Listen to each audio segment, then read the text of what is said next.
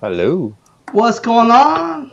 What's going on, LinkedIn? We got Facebook going on here too, and YouTube, and we got Twitch.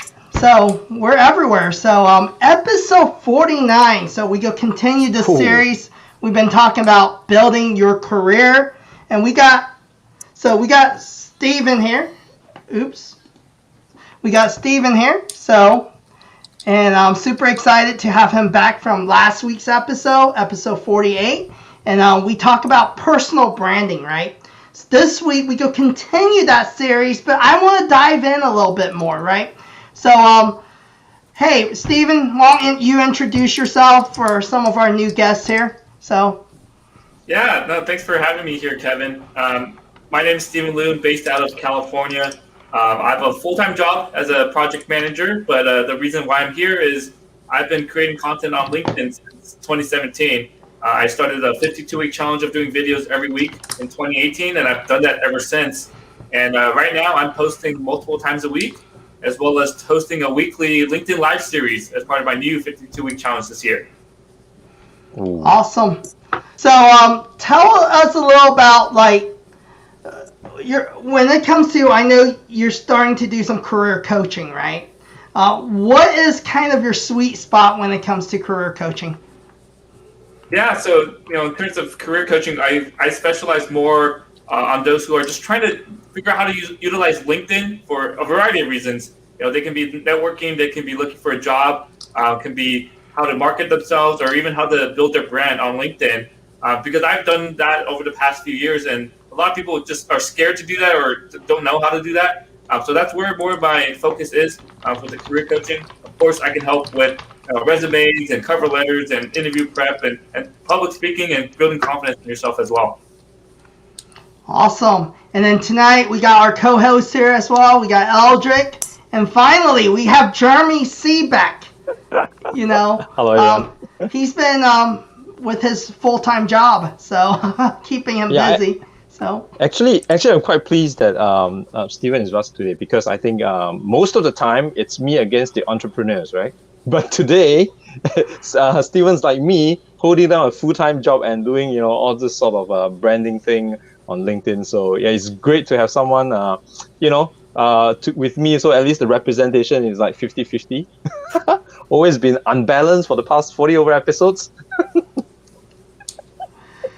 So I guess this is perfect because it leads into my very first question tonight. And tonight I want to just dive in a little bit more and give our audience some value tonight, right?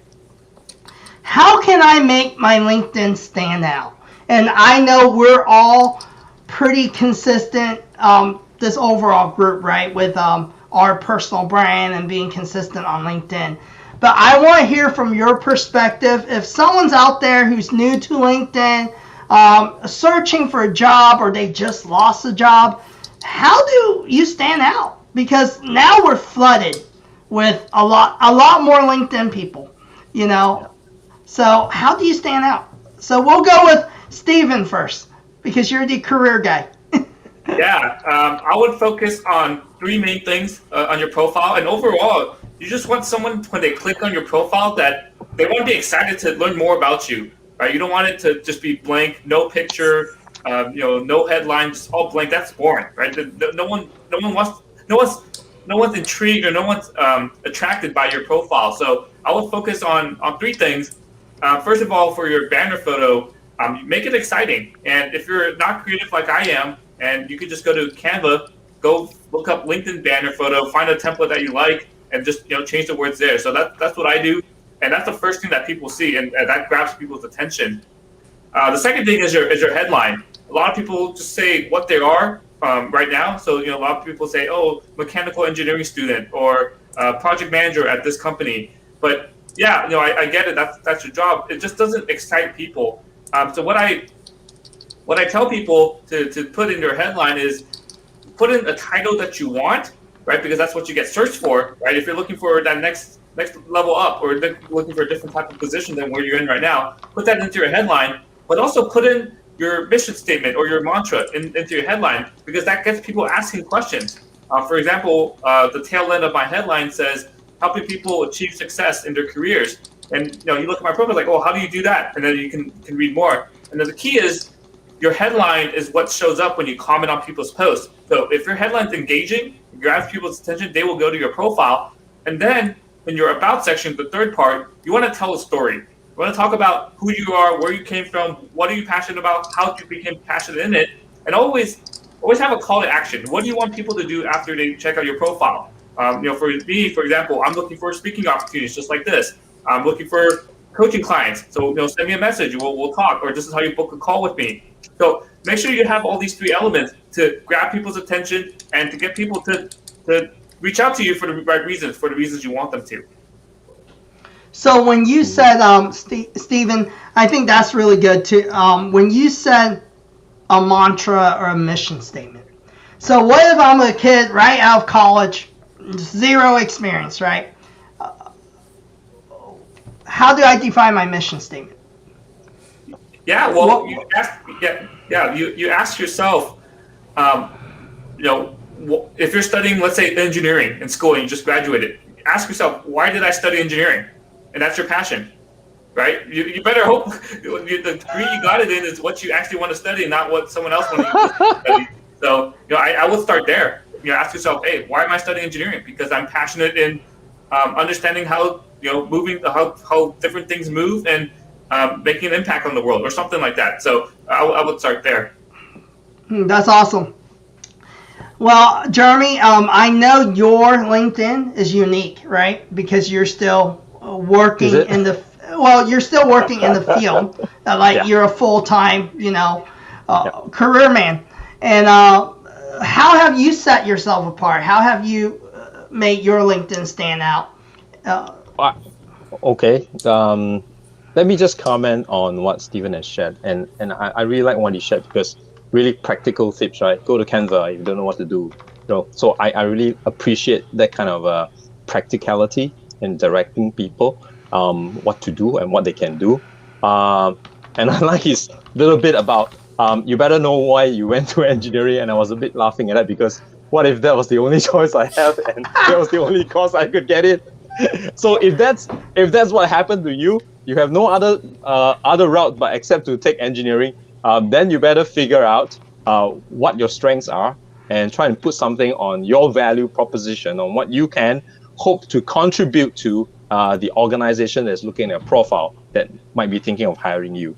I think that's still better than engineering student, by miles. Okay, so I just want to comment on that, and I really like Stephen's input. So for me, how do I make my LinkedIn profile stand out? I hope I've done what Stephen has outlined, because if not, I would have made the mistake for like 2 years already, because I barely changed it.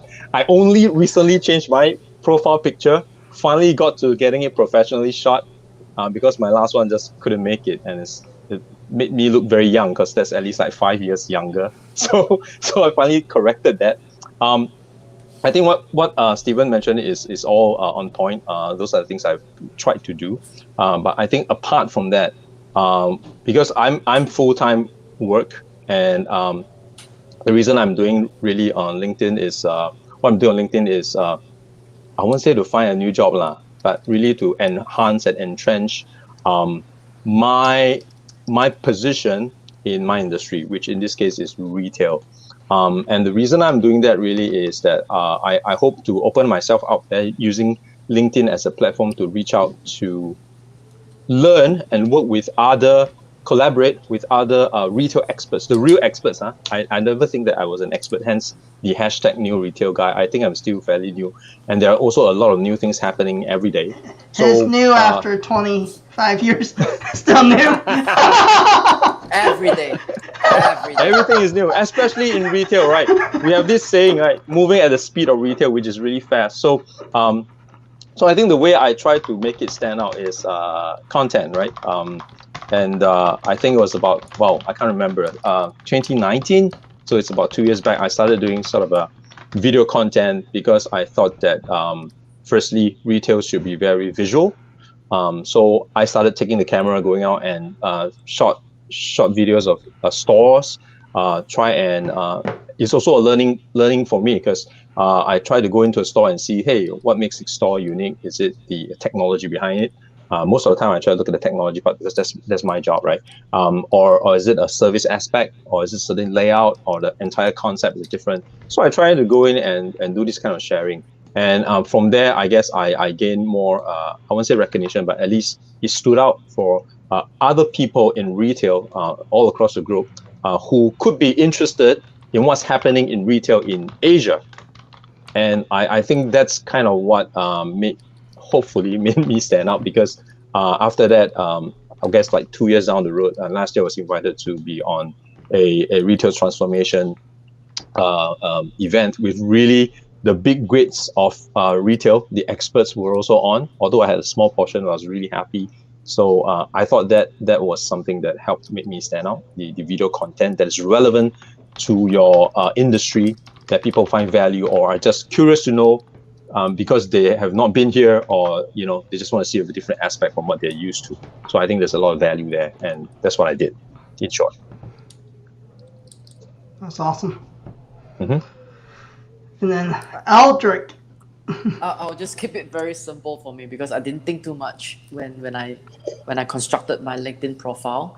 I think just making your professional experience comprehensive. Of course, don't do a dump, but try to present yourself better with the kind of experience that you have. And then I think the important thing is to not as a matter of vanity, but reach an all-star status, not for that badge, but really just to cover every single ground that you should have presented yourself. I think that matters.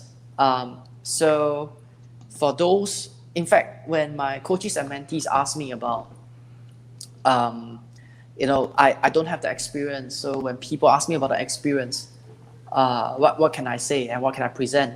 So dissect the experience into areas where you can talk about. So let's say, do you have experience working in a team with people that you have never met? So you have done that through projects. Mention that, right? As close as it gets. You might not have it, but as close as it gets. You might not have any prior full-time experience, but you can put together a tapestry of your part-time, your freelancing, and your side hustle. Now, the important thing is you must have all these.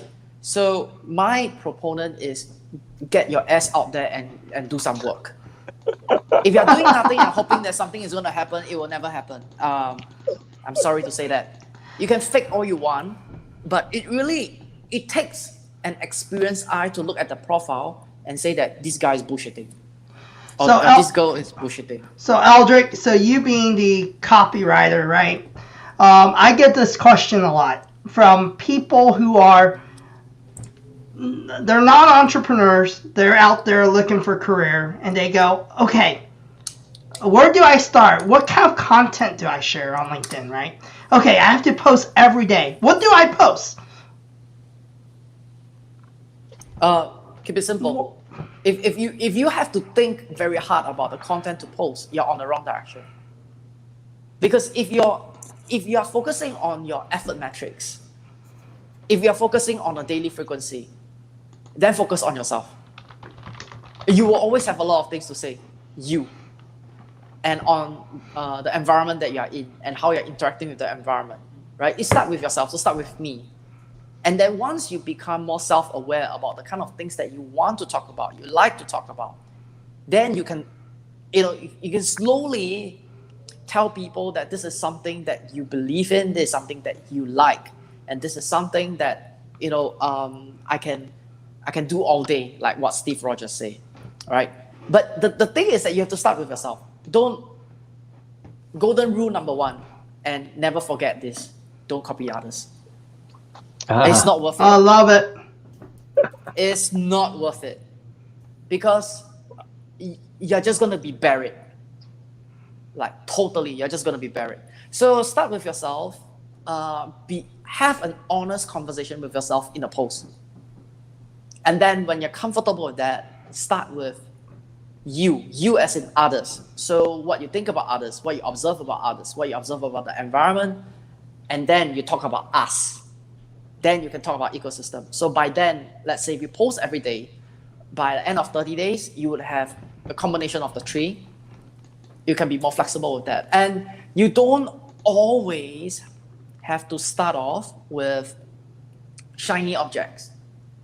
What I mean is, you don't need to start off with producing doodly videos, the best articles, and things like that. We like to think about first world issues, but we are our own third world issues. So focus on the effort. Get things done before you open your mouth. So do it. That's what I think. And contents are important because it is the only offense game you can play on LinkedIn. There's nothing else. If you craft the best profile, if you craft the best profile that you could ever have, and waiting for people to look at your profile, don't bother.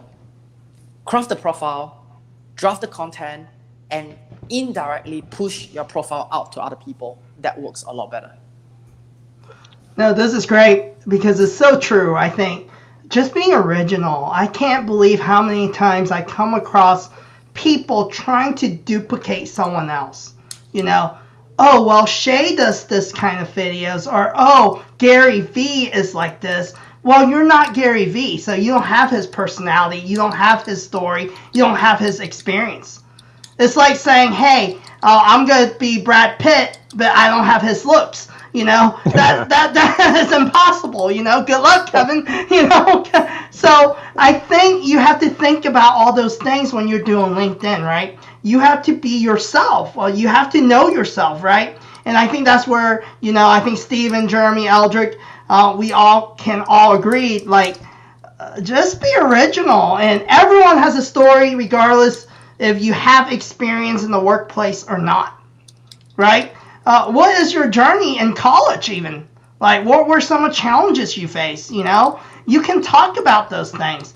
And I think since you guys pointed out almost all the points, I think one of the key, another thing you have to do is, I have one of my interns ask me, actually a few interns over the years asked me the same question, right? Well, Kevin, I can see where you can engage with other LinkedIn profiles because you're an entrepreneur. You can try to sell your stuff, but I'm just a student. What am I going to engage? How do I engage or comment under someone else's post? And I go, that's your opportunity to shine. If you know about a topic, even though you're just right out of college, if someone commented on my thing and he's a younger guy and go, Kevin, you're wrong. You can do marketing this way, or you can do SEO. I would be pretty impressed. I'll be like, who the hell is this kid? It's let me contact him. So I think it's the opportunities and the doors open when you start engaging with others, not just posting, having a good profile, but communicating. You never know who's going to be your future employer. So I think this leads to kind of our second question is, okay, how should you engage with potential employers on LinkedIn? Let's have Stephen, the expert, go first. Yeah. Well, I'll start with company pages. I don't think a lot of companies take their LinkedIn engagement seriously. They do a lot of posting, but they don't engage in the comments. So you can comment on all these posts from these companies, but you'll never be seen. So the key is to, like we said earlier, you got to create content, you got to engage with others. But as part of this, you have to know what companies you want to work for, and then you look at people in those titles with the titles you're looking for at these companies. You go look them up on LinkedIn, and because you have this presence on LinkedIn, you can reach out to them and say, hey, I really enjoy your content, or hey, I just want to learn more about what you do at this company. And you just reach out to people directly. So go find who those content creators are at these companies, because they're the ones who are active on LinkedIn. There's a lot of people out there who just don't touch LinkedIn at all, who are very passive about it. So go find those people who are active at the companies you want to work for, and then engage on the comments, start building those relationships with them. That's great. I think it doesn't get more straightforward than that. I think Stephen is right about something. A lot of people are very passive on LinkedIn, especially where the Asian culture is concerned. Case in point, my company is trying to do this social selling drive, and me being in Asia, trying to get the salespeople to put things out on LinkedIn, share it, just hit the share button, right? It's so hard because we're just really more reserved. We don't want to put ourselves out there, and we always overthink it, like, oh, what are people going to see? What are people going to think? Or what should I do this? It's my own personal account. You have all this sort of no's that goes in your head, and that stops you from doing it. So that's already the first step you have to overcome, right? Putting yourself out there. Like Audrey said, just go out and get things done.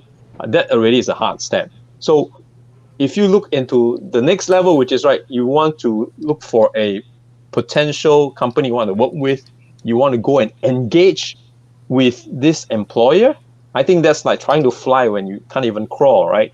So my point here is, even before you start engaging, you really need to start building up, not just your profile, right? Like Audrey said, your content, getting yourself out there. Because imagine this, if you are a fresh grad and you've never done LinkedIn any day at all in your life, and you start building up your profile, you have everything done, right? Great picture, you have your good summary, you have your good headline, everything nice and pretty, and you do nothing else, and suddenly you see you want to work with, say, I don't know, Microsoft, and then you look at all the people who are putting out posts on Microsoft, and you start engaging with them, right? Even if you have a brilliant engagement post, for example, like Kevin said, I challenge you on this topic because it's not blah, blah, blah, this is wrong thinking, you guys shouldn't do it that way. And that guy sees and gets impressed by a comment, and then goes and checks your profile, and whoops, no content before, ever. This guy is the first timer, right? The point is, you need to be consistent. You need to always be contributing. Of course, stick to what you know. Obviously, you need to know that expertise in that industry or what you're trying to pitch at the employer's company. So if you want to engage with these potential employers, really you need to build that. I'll say history or paper trail, or to showcase all your experience based on what you've done. Whether it's commenting on other posts in a similar topic, or putting up articles or sharing articles on those topics, because that puts you on the expert position or lends you that credibility, so that when you hit up that potential employer with your comments or that company page, and if they in turn become interested in you, then they have something to look at.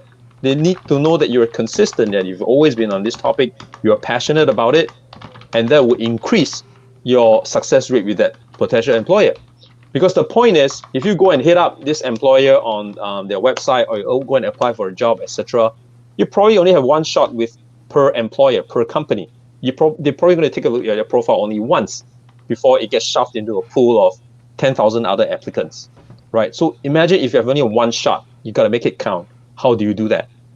You build up your credibility first on all these topics that you want of the industry of your target employer. I think that's how you should do it. That's good.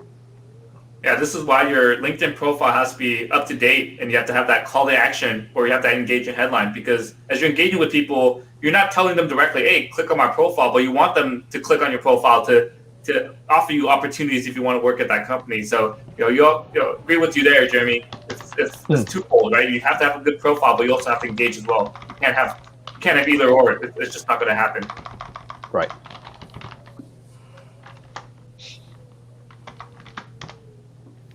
Good stuff. Aldrich, thoughts? I don't have any opinion on this one though, because you can do do your best, right? I mean, like if one of the ways is to engage with the company's post, do that. If one of the ways is to connect with the people that's in the company and you know that's the department that they are in and that's the department that you want to get into, do that. And I think that when it comes to looking for an employment opportunity, networking is a lot more important than passive connections, because chances are, when I look at my own behaviors, I'm not going to spend so much time looking at people that's engaging on, let's say, my content or let's say a company's content or the project's content, because there's always a day job. So while you're looking for a day job, other people have a day job. So that's one thing. So how do you get the biggest bang for your buck? In the past, I'll always say that go for networking events, because that's when you go to a place once and you network with many people all at once, right? And the best way to do our networking is not to be a participant, but to be a presenter. That is the only time and the only role in the event where you get to network with everyone else without you having to connect with everyone else, because everyone will connect with you. Now that's where you get the edge. So I think on LinkedIn, we are it doesn't have that capability yet, right? The closest is when you produce your content. So when you punch it out, you hit all your connections, you hit your connections, your second degree, your third degree, and things like that. So it's very important to do that, in my opinion, especially in this world where we no longer have like physical events, or it becomes very difficult to have physical events. So reach out is one, and then producing content is another. I mean, like if you're looking for a job, if you have time on your hands, there is everything to your benefit when you do more, and there's everything to your benefit for not being embarrassed. I mean, if you think that no one is going to look at your content, then there's no point being embarrassed. Just do it anyway. Like, seriously, just do it. Let me borrow something from Nike and I'll just enhance it. Just fucking do it. No, but I think what's really good, so Eldrick brought up a good point, right? When he said networking event. So within my career, I was an IT recruiter for almost 2 years. So I actually have a background in recruiting as well. As I was actually on my career journey to get back into the IT industry. So anyone that's heard my story, after my bankruptcy, I tried to get back into the corporate world, try to get back into IT and get myself into back a director position. So I pretty much strategized my way back. But while I was a recruiter, what I realized is, LinkedIn, and that's back then, right? It was before LinkedIn was the bomb. It wasn't that popular. It was just made for recruiters. But I think one of the big thing is LinkedIn has become almost a networking event, right? It's just a huge networking event. But then how do you really connect with people? How do you engage? How do you get that face-to-face, right? And I think one of the things too, even as an entry-level person or someone trying to hunt for a career, you can utilize the same tools we're utilizing. Who says you can't do Zoom interviews? Who says you can't go live because you don't have a company or I'm not an influencer? Something that impressed me, I was on a show interviewed by a guy named Manu. He was an 18-year-old kid in India, and he has all these entrepreneurs on his show.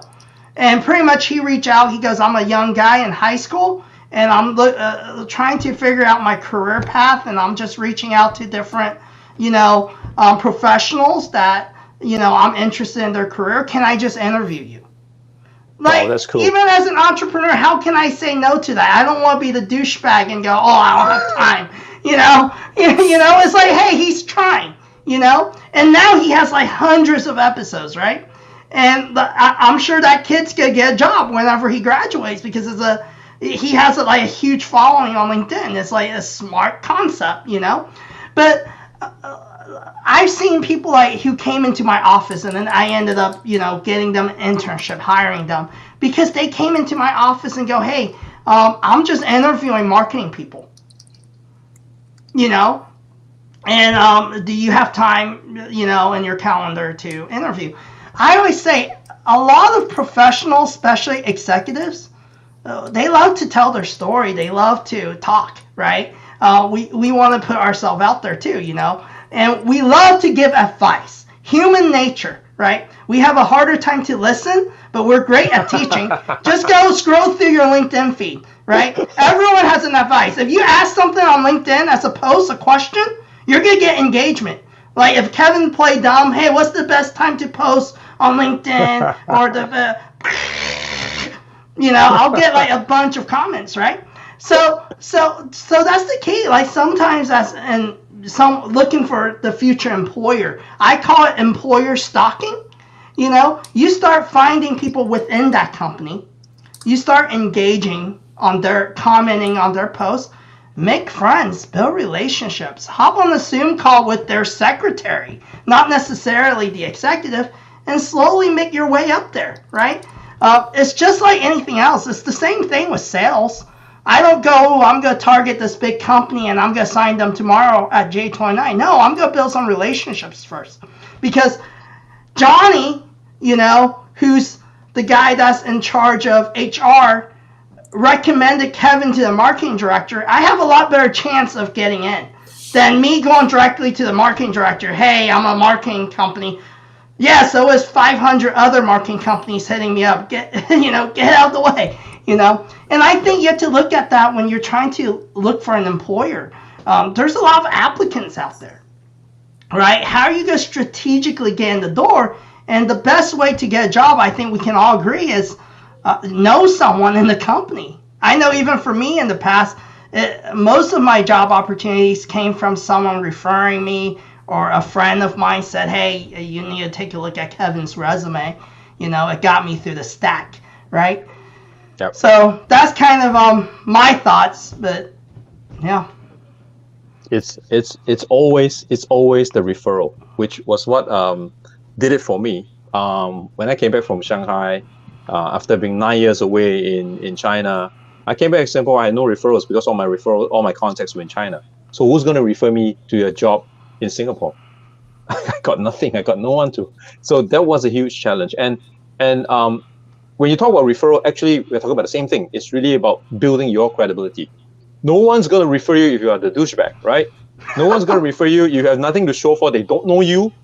So it's really whatever you want to do. It's on LinkedIn or building that connection. You need to have that credibility, which goes down to you need to have the substance within you to be able to build that credibility. And then it's reaching out either on LinkedIn or reaching out to different people, building that connection. You need to have something in you. If it's just hollow, too bad. Nothing you're going to do is ever going to cut it. Okay. And I like what Audrey said about networking events, right? And Kevin, you draw that akin to LinkedIn being a 24/7 networking event, which is very true, because whatever Audrey said about being a speaker at an event, you only get invited, or if not, you pay tons of money in that specific industry to be out on the spot, to be able to speak. Okay, even if you assume that you speak with great credibility, you have all the things said right, you have something that's really thought-provoking or thought leadership to share, there's still that high bar before you get into that speaking spot, right? And there are so many other people who will be smarter than you or will be in the industry longer than you, who has more things to share, that people just invite. They don't even have to pay to be on the speaking spot, right? So how are you going to be on the spot? Now, look at LinkedIn. The spot is yours for the taking. Anytime you want, any content you want to push out, it's there for you. You pay zero. Okay, you pay with your time, but that's your showcase. That's your platform. That's your 24/7 speaking spot. So why are you not putting out content there, right? And look at it this way. If we assume that everyone is passive on LinkedIn, they like to read more than share, what that means that if somebody reads what Jeremy posted about, say, some new retail trend, right, live streaming, okay? If yours is the first they see, you are the first expert to them, right? Everyone who sees something similar is they'll just benchmark. to Jeremy. Oh, this is what I first saw in Jeremy. So Jeremy is the original person, but maybe I'm not the original guy, right? I just, maybe I had an original comment or original take, an original perspective on a certain trend in retail. Maybe my perspective is slightly different. But whoever who reads that first, you are the original guy, the first man on the moon. Everyone remembers him, right? Similar way. Everyone remembers Jeremy because he's the first one on the moon who talked about XYZ. So why are you not putting out content out there? Why? And you can't just post once. You got to be consistent. Yeah. Right? You have to constantly show up. And there's a lot of people that tell me, "Hey, I always see your videos on the top of my feed." So that's when I know it's working, because I'm not targeting that person specifically. I'm targeting my whole connections, a larger audience. But there are a lot of people who they're connected with people, but I'm the only one, or I'm one of the few people that actually post content on LinkedIn. So that's why I always show up on the top of their news feeds. That's exactly, consistently putting out that consistent thing you're talking about. And this question, how should you engage with your potential employers? If you're doing things consistently and you're building on that same topic, your potential employees will be engaging with you rather than you going to them. Right? That's true. Yep. Correct. That's so good. That's what LinkedIn can do for you. Put a content there, be consistent. But of course, it all boils back to the fact that you have to have that something in you. You have something to show. And I think that's important too. Stick with what you know. Yeah. So what if don't be somebody else? So what if someone's introverted? I know, Stephen, you mentioned the last episode, so you're an introvert. So and you don't like people. You have a hard time, right?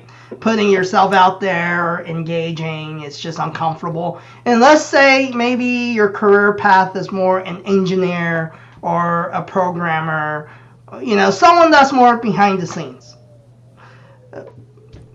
Could LinkedIn still help them, or social media? And how can they get through that hump, that barrier? Yeah, definitely. I just talked about this earlier. You don't know what to post, talk about yourself. So, if you're using engineering as an example, just share, your first post. I have no idea what to write about. Just share about yourself. My name's Stephen Liu. I studied computer engineering in college, and I just graduated. I am passionate about this because I enjoy coding. I like to, like to make a difference in the world, et cetera, et cetera. So you just post about that, and then, don't, like what Eldridge said. I don't want to say it that way, but who cares? Like, don't worry about what other people think, right? Like, don't care about that. So just post, and it's a lot easier online than it is in person, because you don't have to say someone to their face, say, "Hey, this is who I am." You're speaking to them. You don't have eyes on you directly. You can just post and forget about it, right? You can post, come back 8 hours later in the day, and you can see, oh, I got a bunch of comments now. Let me go engage on it. So you don't have to. I think it's a lot easier as an introvert, because you have your computer, you have your phone or whatever to hide behind, and you can engage. You're not forced to engage. When someone just reaches out to you, right? You can be selective with that. Hey, Kevin, it's not about introvert versus extroverts, okay? I believe I'm an extrovert, or at least that's what my MBTI tells me. But if I go to a live physical networking event, I feel awkward too, even as an extrovert, because there's all these strangers, right?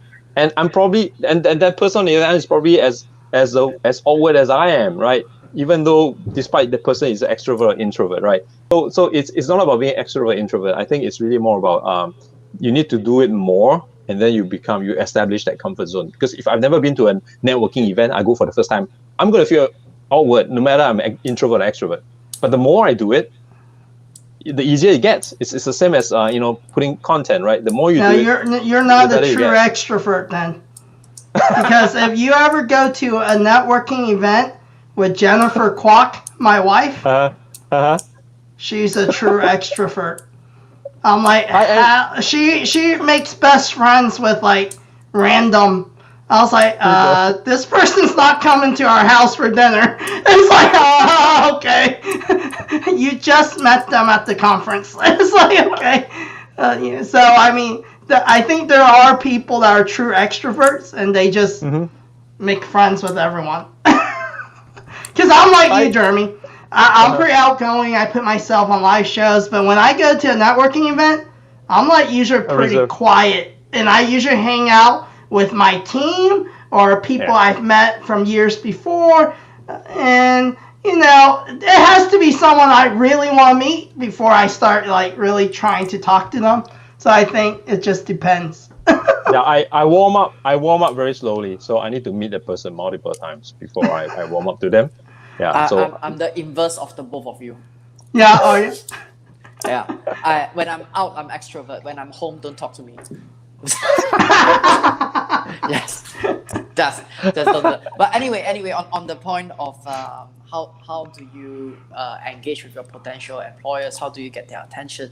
And if let's forget about being a real introvert or not. And the most important thing is how you perceive yourself. So if you think that you're an introvert and doing content is just gonna kill you, or you take 23 hours to write one post, okay, because you're worried that the whole world is gonna destroy you when no one is actually paying attention to your content. I have this to say. So this is my own experience, okay? So how did I get my first copywriting project as a freelancer? I didn't pitch. I went to websites, I saw what they have, and I rewrote the website copy, and I sent it to them. And all I've asked for is, if you think that what I've done is good, feel free to use it, but can you allow me to credit it to my name? And then you put it on your LinkedIn account to say that, oh, you wrote this, let's say, about us for this particular company's website.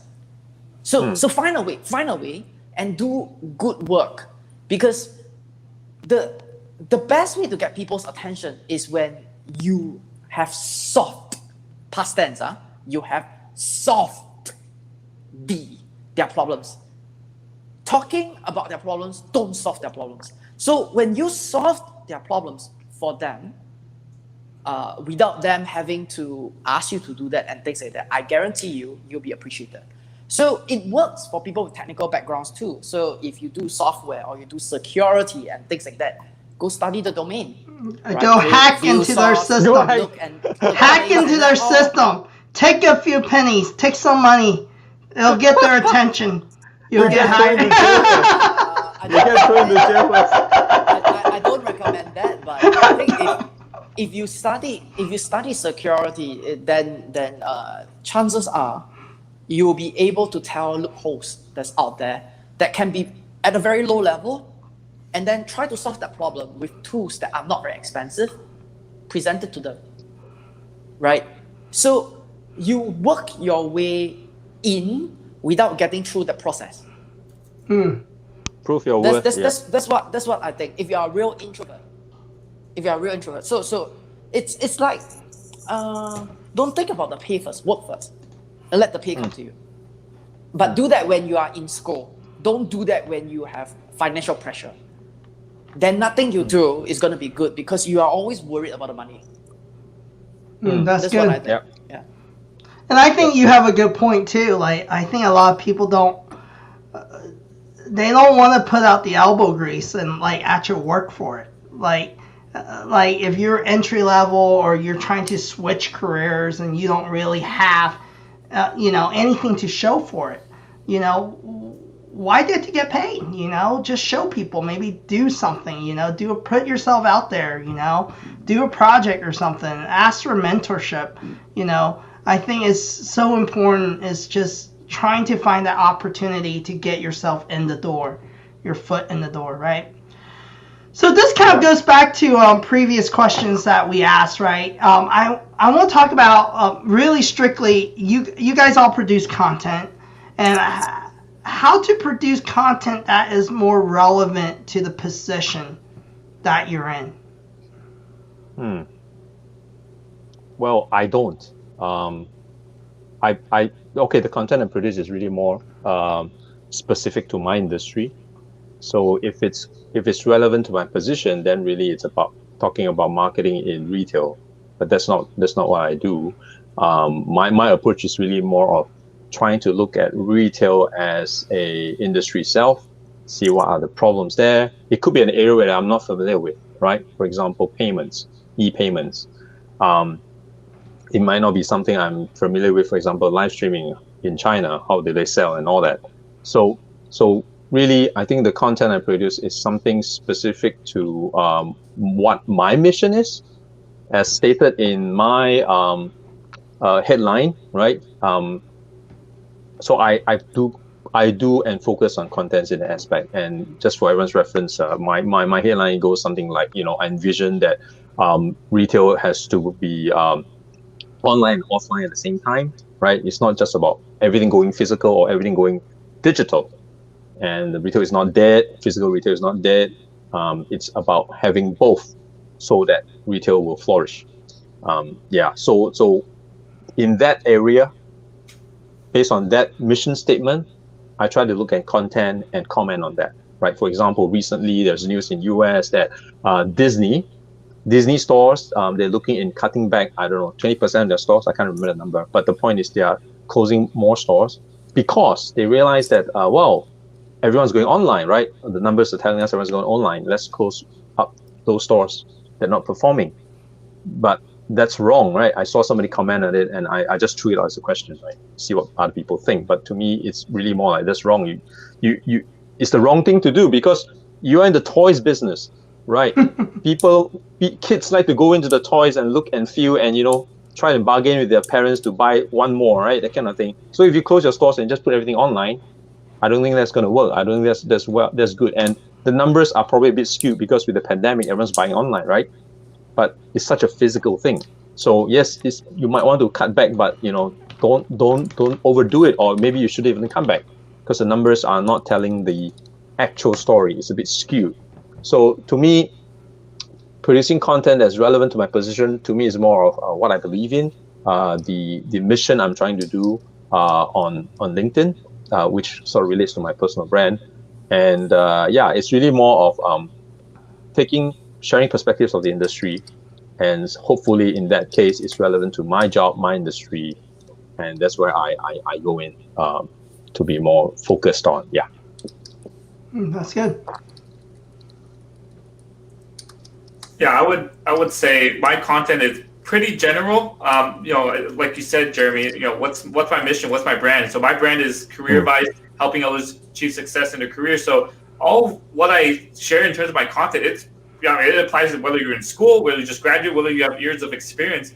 So I keep it pretty general, especially with the work I do in the defense industry. I can't say too much about what I do for work, so I avoid topics like that, right? So I keep it very general. I've done a few posts in the past where I've shared what I've learned as a project manager, but how many project managers out there out of my complete audience, right? Like that's a very small niche. So I did a few posts like that, didn't do so well. So I was like, okay, it's tips on what I learned as a project manager that may help other project managers, but doesn't help most of my audience. So I tried it as an experiment, didn't work. So let me go focus on just general advice that I share, that I do. That I can be an example of, or I've done in the past. So that's where I do my content. So not focused on my position, but just focused on my brand, like you said, Jeremy. No, and I think Steven pointed out a good point too, was testing your content, putting it out there, right? See what hits, right? I'm the same way. I'm an entrepreneur now, but I wasn't always an entrepreneur. So for me, it's always talking about my journey, right? Because it's my story. It's just how I got there. I'm not saying that's the way for you. This is just what works for me. So I try not to do stuff where I'm teaching you 5 steps to do SEO, because there's a lot of people that know how to do SEO, and you can YouTube 90% of the stuff out there. But it's always like storytelling, sharing my experience, kind of like what Eldrick said, like, hey, your own perspective on things that you've done or gone through. And it can be both success stories and your stories of you failing. It seemed like the failing stories get even more engagement, so misery loves company. I know. So if you share your failure, that's the way to go, I don't know in regards to employment wise, but no. So, Eldrick, your thoughts? I'll just say this, that your career is part of you, it's not you. So when you that's think really about good.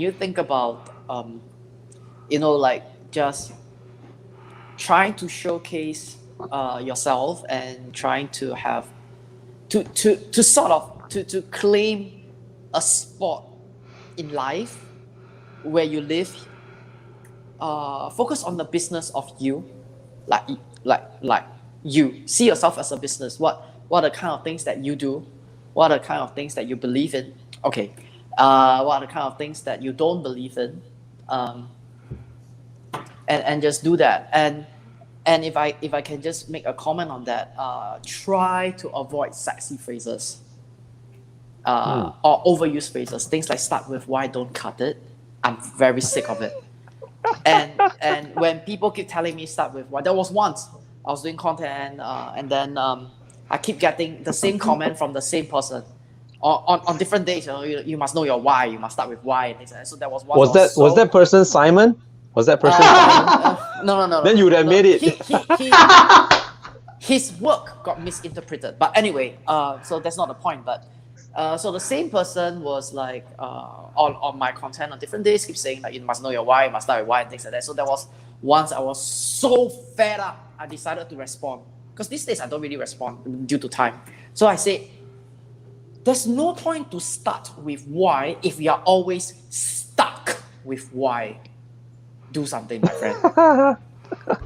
You stuck there. Did they respond? Stuck there. No, you're quiet. But I don't see that person. I don't see that person commenting on my content again. I think that's good.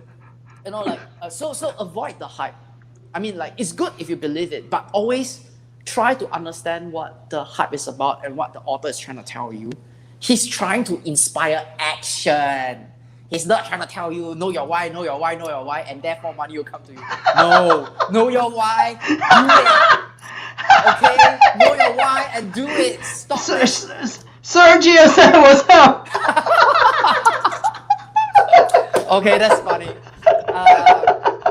I don't think it's you, Sergio, but let's see. No, actually, I like what Troy shared right in one of our live chat, right? He said, don't start with why, start with who, start with yourself, right? And yeah, be confident in what you know, share what you know, start with you, right? Start with who, not why. Knowing who made a lot of you sense are. too. Yep. Yeah, I think that made a lot of sense too. In the marathon of life, the starting point is just one point. There's a long distance to cover, and there's the final line. So don't get too obsessed with the starting line. I mean, it takes a lot of energy to get to the start line. I agree with that. A lot of people can't. Like, they just worry too much, they never get to the start line. But if you're one of the fortunate ones who really get there, knowing that you deserve a spot there to run the best race ever in your life, then do the execution. So, don't be stuck with why. I'm gonna write a reverse start with why book, and it's entitled Why Start? End with Wealth. Why start? No, Right? Like, why? End with wealth. End with money. So before we end the night, I want to shout out to StreamYard, right? They're the folks that allow us to go live and to all these different social media profiles. So we thank you for your sponsorship. But before we end the night, I want one last question, right? What's the golden nugget, which you guys have gave a lot, right? Let's start with Steven. What's something you can recommend, the career hunting people out there, the people that are trying to build their personal brand? Even the word personal brand, is kind of overused, right? But what is a nugget that you can throw to our audience out there tonight? Yeah, so I mean, with LinkedIn, there's just two things you need to do. You just got to engage with others, and you got to create content. So, and of course, well, the third thing, I should have said three things, but also have a good profile, right? You can't have a good brand on LinkedIn if you're missing any one of these, right? Like, if you engage with others, you create content, but your profile's boring. No one wants to check it out. No one knows what you want to do. It's nothing there. But if you have a great profile, but you don't engage with others or you don't create content, no one knows that you exist. Then that's just a waste as well. So take baby steps, right? I shared some tips earlier on how to make your profile kind of stand out. and just comment on people's posts, right? Comment on people that you enjoy comment on company posts that you want to work at, and then start creating content. Start trying with different things. Just do it as Eldridge just said, and don't worry about what people are going to say. Just post it, and you'll see what happens after the fact. So just those 3 things there. Can I go next? Go ahead. Yeah. One golden nugget. Start with why.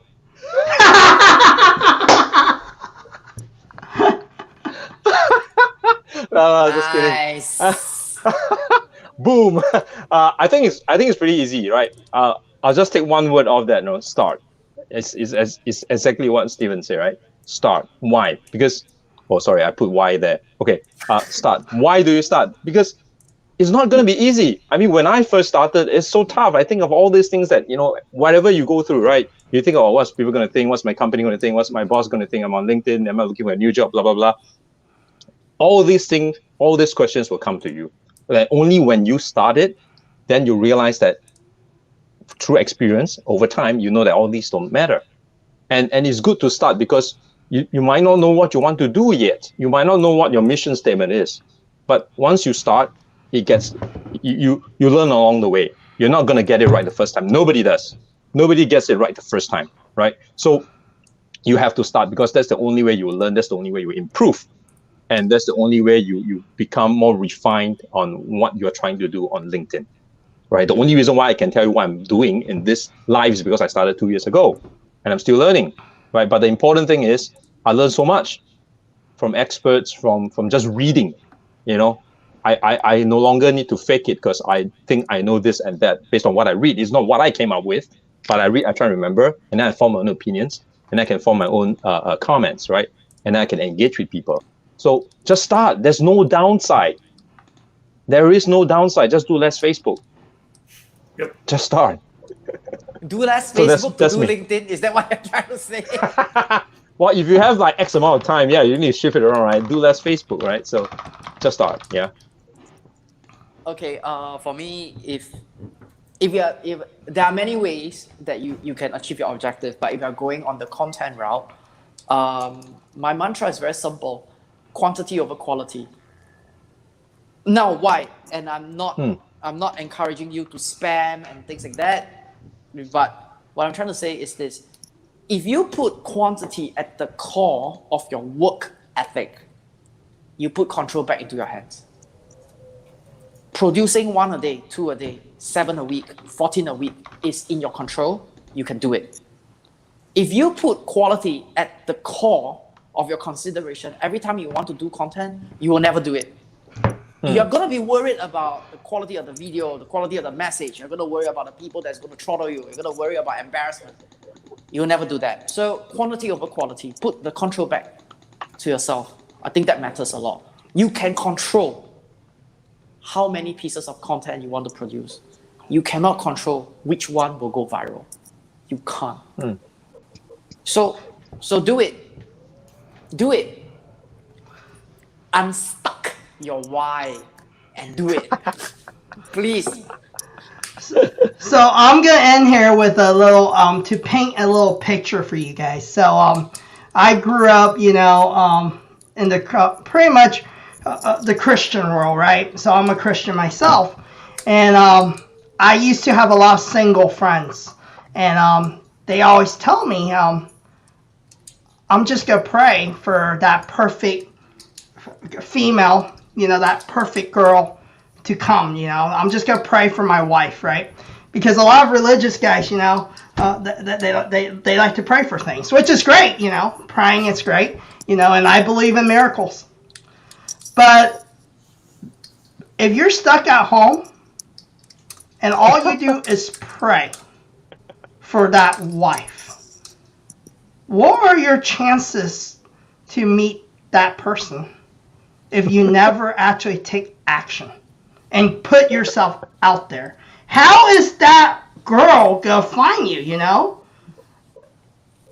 It just don't happen. Even if I don't know. I believe in miracles, and I seen these guys and they're still single. Some of my friends, because they're still praying, right? For 30 years later, they're still praying.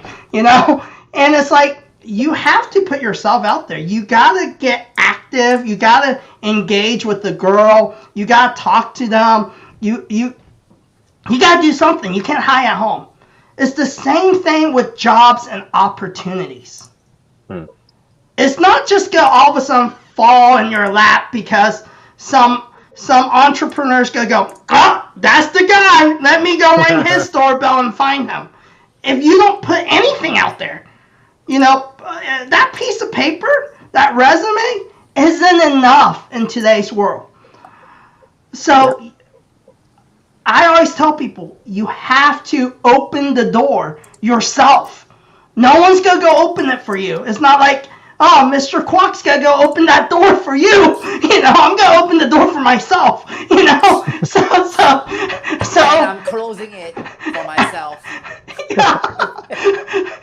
So it's like, people, open that door.